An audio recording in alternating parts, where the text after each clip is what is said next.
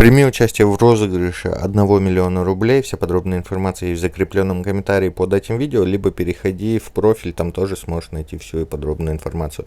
Две учительницы из Петербурга ремонтируют сельские школы за свои деньги. Молодые учительницы информатики Маша и Арина ведут YouTube-канал, где публикуют ролики по ремонту школ в разных регионах страны. Дошло до того, что в один день Маша продала свою квартиру, и вместе с Ариной они начали свой проект. Пиши свои мысли в комментариях, жми лайк данному видео и поделись этим роликом.